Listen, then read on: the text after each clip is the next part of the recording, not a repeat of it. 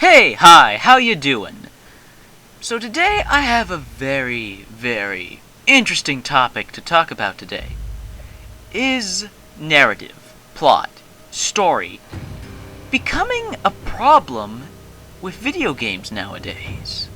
First off, let me say, one of the reasons I love video games is because of the stories they can tell. Because unlike movies and books and other forms of fiction and media, they're able to tell stories in a completely different way through player interaction, gameplay, story choices, that sort of thing. I love video games, and if you watch my previous video, why I think video games are better than movies and books, you know how much I love video games and video game stories. But stories are only one part of why I love video games. Of course, the other reason is gameplay.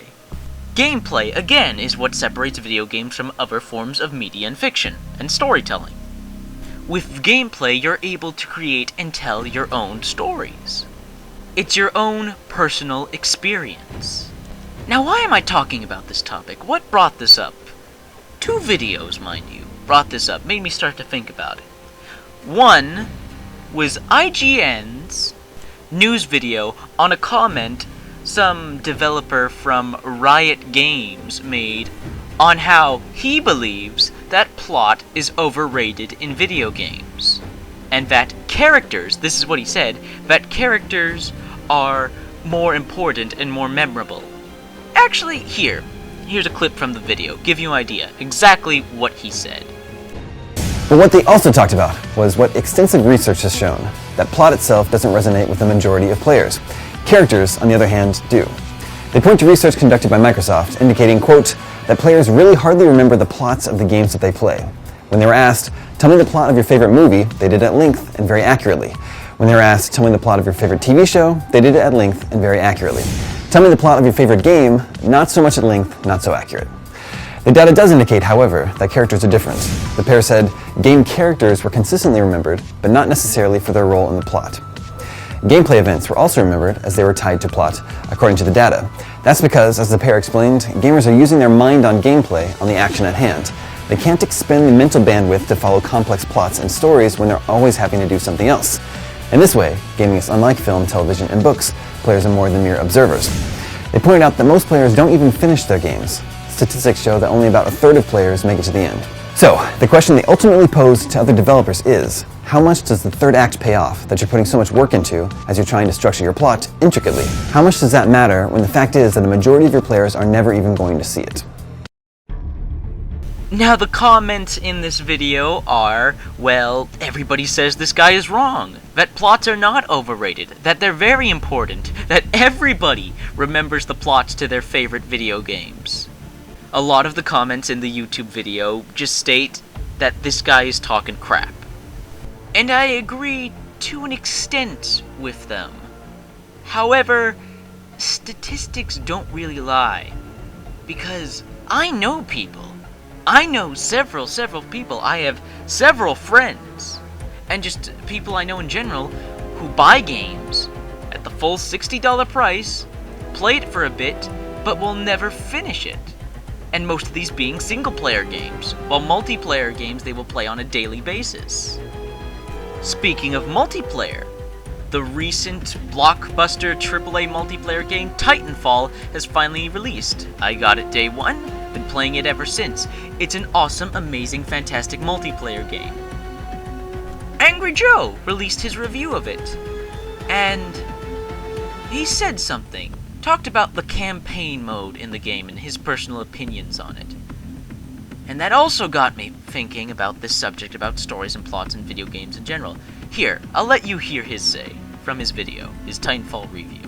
It's a real damn shame about this campaign mode because this universe is ripe for it. I'm way more interested in a single-player campaign that's fleshed out here, Respawn Entertainment, than I am in the same old shit from Russia, China invading the US shit that Battlefield 4 and Call of Duty Ghosts give us over and over. The ship designs are fucking awesome, awe-inspiring, especially when you see them at one point in the level. The Titans are cool. The weapons and everything in the world screams to be explored, but the game just doesn't bother. Now, you may not think single-player campaigns are important anymore in the world of next gen, right? But I beg to differ. Many love the single-player campaigns, me included. And while they have been average, or less so in competitors, at least they're trying and adding value. They should be improved and better crafted, not done away with completely. This is a disturbing trend, guys, and if everyone takes Titanfall's example, we'll soon be getting far less for the same price. That doesn't look good. Now, I'm kind of in the same boat as Joe. I love it when games explain their lore and backstory and give details about anything and everything in that world. I love things like that. However, while I really like those things, I am a believer in beggars can't be choosers. A lot of people disagree on me in this aspect. What I mean by that is, I don't ask for a game that I want. I take what the developers have given to me, and I appreciate that. I never ask for or demand that a game be changed to suit my likings. Joe would have loved that Titanfall had a single-player campaign. I'm happy with what we got. Now, of course, I agree with him with the fact that single-player games should not be ignored in general.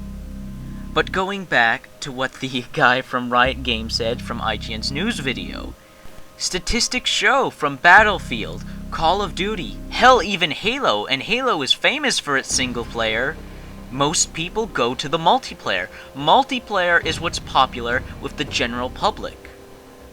And Titanfall is a multiplayer only game. And it has everything from those multiplayers that you would expect from Battlefield, Call of Duty. And people are arguing the price tag of Titanfall, that it's not worth $60 because it doesn't have a single player campaign. But how come Call of Duty and Battlefield, people pay $60 just for their multiplayers, don't play the single players, and somehow everybody is saying that not having a single player gives the game less value? Why add it if the majority of people aren't going to play it? That's exactly what the guys at Respawn Entertainment, the developers of Titanfall, were saying. That's why they didn't make a single player campaign. And that's why they made this multiplayer campaign. Yes, it is light on story. It lacks spectacle and cutscenes that those single player games have, but that's because it's a multiplayer game, and the focus is on the multiplayer gameplay. Yet a lot of people are not liking Titanfall's campaign mode, just wishing that it had single player. I think there's a time and place for single player, and this is from a guy who is a single player gamer. I prefer single player games. But you gotta look at this from a developer's viewpoint. They have a limited amount of resources, even the AAA, big, blockbuster developers. And if a game has both a single player and a multiplayer, it's most likely both those sides are gonna be uneven. Uneven in quality, I mean. One is going to trump the other. One is going to be better than the other. Either the multiplayer is going to be really fun, balanced, have all the necessary assets and extras, as well as solid gameplay, or it's going to be unbalanced, unpolished, unfinished, and the single player will be superior, polished, finished, good story, or it's going to be the opposite. I think where you guys are coming from. Very, very rarely are games able to pull off single player and multiplayer both very well. Let me show you some examples. Dead Space 2. Phenomenal single player, average multiplayer. BioShock 2. Great single player, average multiplayer. And a slew of other games. I would prefer if a game had a single focus, single player and multiplayer. I mean, look how many great multiplayer games there are that just don't have a single player. Primal Carnage, Loadout, Monday Night Combat, Team Fortress 2! And look how many fantastic single player only games there are. BioShock, of course, Portal 1, Portal 2, the Metro games, the Devil May Cry games, The Walking Dead, and The Wolf Among Us. Look at all these quality games, these quality multiplayer and single player games. And the reason they are of such quality is because they are focused on that genre. They are focused on single player, they are focused on multiplayer, and when they are focused on what they are doing, they're able to create a better experience. I honestly wouldn't mind, I wouldn't care if Titanfall never had a single player mode. If Titanfall 2 does come around, I wouldn't mind. I would be happy if it was still just multiplayer, because the multiplayer gameplay is so solid and so fun. I wouldn't want Respawn to take any of the elements away from it in order to focus on a single player.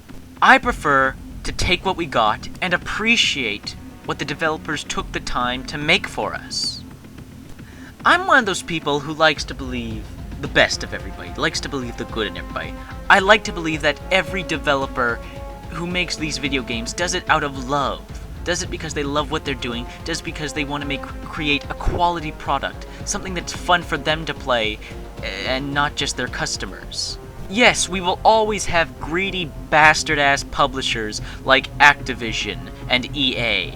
They will always be there trying to manipulate things in the game in order for them to get more money. But I would like to believe that that the developer wants the best for the customer and wants to create a satisfying, fun product. Fun. Let's go to that for a moment. Fun. The reason we play video games, the overarching reason, is because they are fun. They are entertainment. I find nowadays that gamers are being way too critical. Too many gamers are becoming story critics and not game critics. We're starting to treat video games too much like movies and books. Because in movies and books, what is important is their story.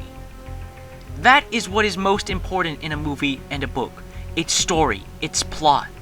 We are becoming way too critical and way too obsessed with video game narratives. There's nothing wrong with a game telling a good story. That's not what I'm saying. And I'm not saying we should stop using video games as a storytelling medium. Again, Walking Dead and Wolf Among Us. However, let's take a step back and look at the granddaddies of video games.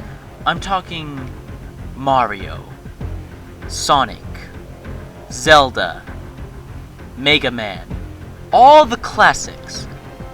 Those games have no story.